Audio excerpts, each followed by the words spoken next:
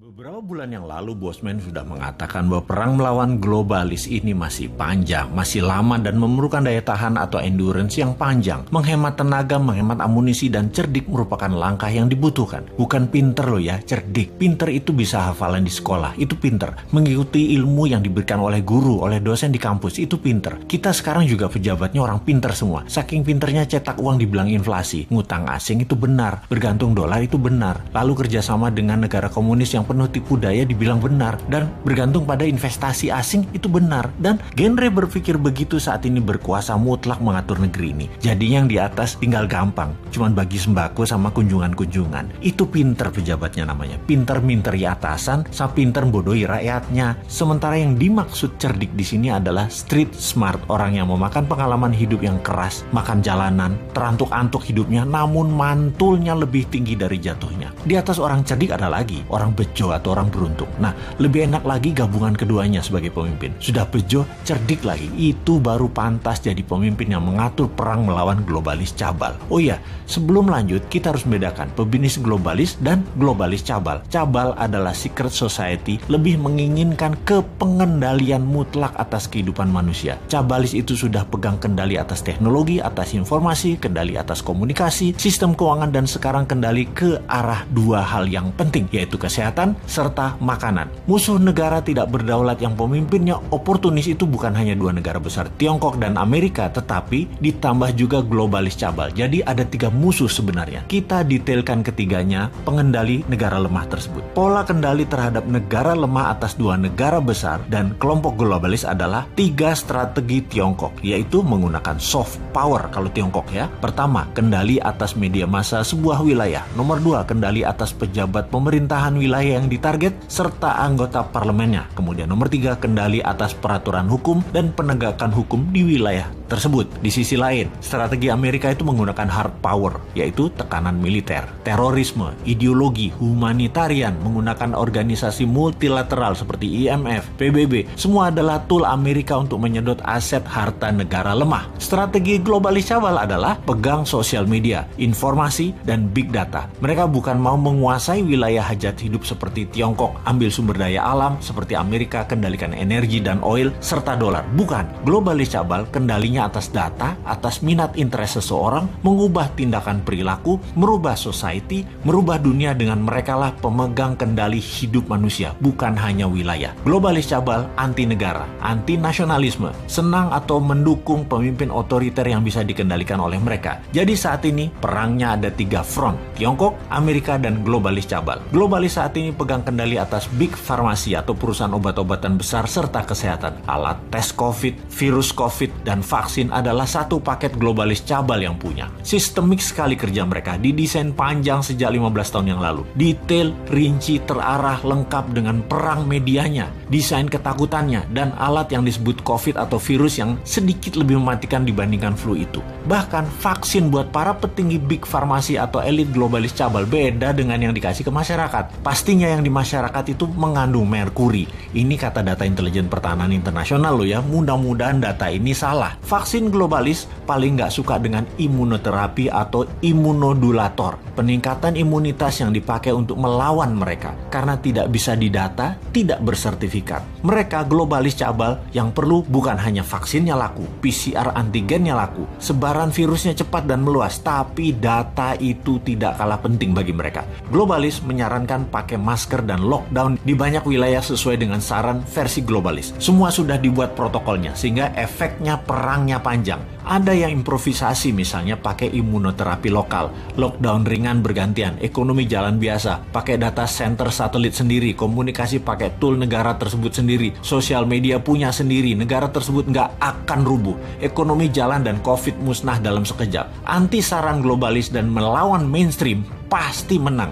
Itulah kenapa di tahun 2019 pertama-tama video Bosman muncul, kita mengingatkan perang yang akan terjadi di tahun 2020 dan tahun 2021 dengan akhir kalimat bertanya, sudah siapkah Indonesia? Untuk apa? Untuk punya Google sendiri, punya Facebook sendiri, punya satelit komunikasi sendiri, punya data center sendiri, punya Twitter sendiri, punya TikTok sendiri, punya begituan deh. Ini kira-kira maksudnya. Hanya di tahun 2019 awal tersebut kita menginformasikannya pelan-pelan, muter muter-muter bersanepo gaya bahasa pengandaian dan indirect language.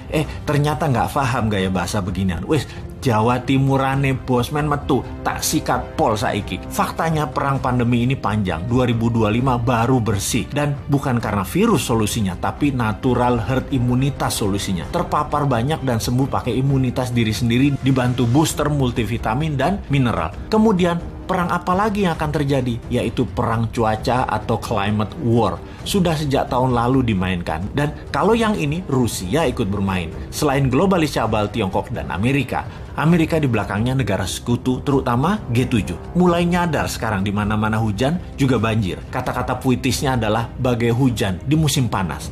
Jadi kenyataan benar karena ya direkayasa cuacanya. Masihkah tidak sadar juga setelah pandemi, maka kesengsaraan lain akan terjadi, yaitu kelangkaan pangan. Sudah siapkah kita? Atau seperti 2 tahun ini, walau sudah diingatkan tetap aja menjalankan semua seakan-akan seperti anak SD gambar pemandangan 2 gunung, matahari, dan sawah. Wapokmu kapan? Bro, seroprevalence Amerika itu sudah di atas 49%.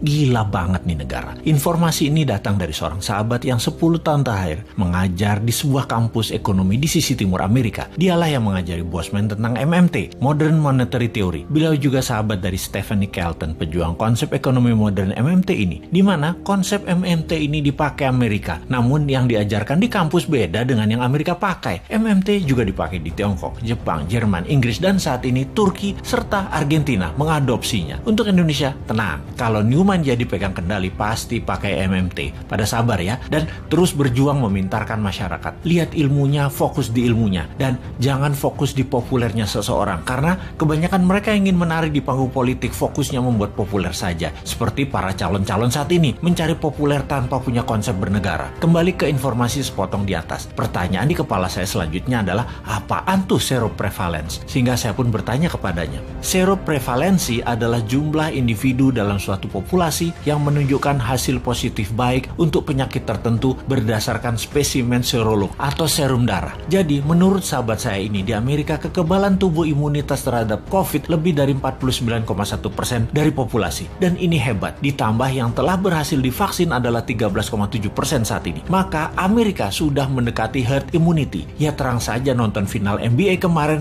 pada nggak pakai masker. Kenapa hebat? Karena mayoritas kekebalannya didapat dari alami, yaitu natural herd immunity. Gak heran dalam diskusi di Clubhouse, Elon Musk mengatakan, unvaccinated sperm 50 years from now are more precious than gold. Yang dalam arti sederhananya adalah sperma manusia yang tidak divaksin lebih tinggi nilainya dibanding harga emas 50 tahun lagi. Oke, wis jangan dipercaya omongan Elon Musk. Itu hanya omongan manusia oportunis. Sing bener pejabat saat ini, maha bener. Kita harus dukung terus demi utuhnya NKRI sampai masanya new mind tiba. Sing sabar ya. Kalau pandemi corona adalah bencana alam natural disaster, maka sesungguhnya kesembuhan alami adalah herd immunity natural juga untuk mengalahkannya. Sungguh, strategi yang terbaik adalah dari alam oleh alam. Kalau COVID adalah man-made disaster, ada 2 strateginya. Nego dengan yang mengendalikan dan ikuti maunya mereka, atau tantang mereka, tantang perang puputan, tantang perang sampai mati. Pakai vaksin sendiri, pakai imunoterapi, pokoknya jangan pakai vaksin asing aja. Wani ora, kalau nggak berani ya seperti saat ini, ikuti aja protokol globalis. Dilanjut oleh teman saya tadi. Jadi kalau Amerika pakai vaksin mengatasi herd imunitas secara mayoritas itu hoax.